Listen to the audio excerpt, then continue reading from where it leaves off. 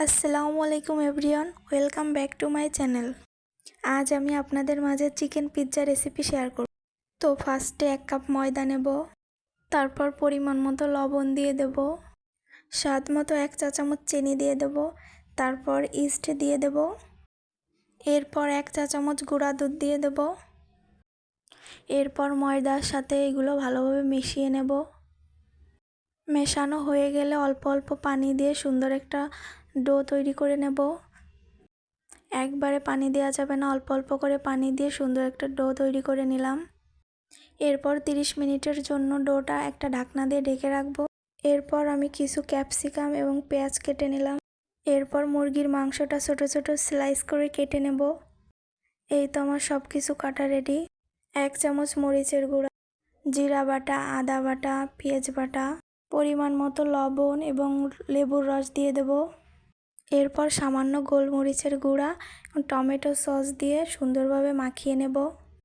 এখন কড়াইতে সামান্য সাদা তেল দিয়ে মাংসগুলো দিয়ে দেব। মাংসটা ভালোভাবে তেলের সাথে নেড়ে চেড়ে নেব। এইখানে কোনো পানি অ্যাড করব না, মাংসের পানিতে মাংসগুলো সেদ্ধ হয়ে যাবে। শুকনা শুকনা করে মাংসগুলো রান্না করে নিতে হবে। এই তো আমার মাংস রান্না রেডি। 30 মিনিট পর ঢাকনাটা খুললাম, দেখেন ডোটা ফুলে কত বড় হয়ে গেছে। এখন ডোটা আর একটু মুথে নেব।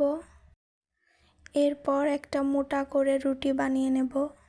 তো আমি বড় করে একটা রুটি বানিয়ে নিয়েছি।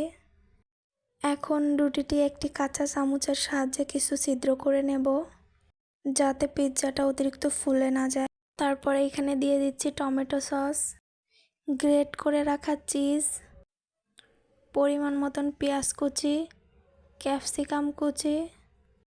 সবগুলো সুন্দরভাবে সাজায় সাজায় দিতে হবে যাতে কোথাও ফাঁকা না থাকে। এরপর দিয়ে দেব ভেজে রাখা চিকেন।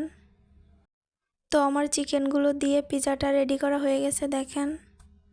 এখন চুলায় একটা কড়াই দিয়ে পিৎজাটা দিয়ে 30 মিনিট অপেক্ষা করব। 30 মিনিট পর দেখেন পিৎজাটা রেডি হয়ে গেছে। পিৎজাটি সুন্দরভাবে কুক হয়েছে। এখন পিস করে কেটে নেব। খেতে কিন্তু ভালোই হয়েছে। আজ এই পর্যন্ত, সবাই ভালো থাকবেন। আল্লাহ হাফেজ।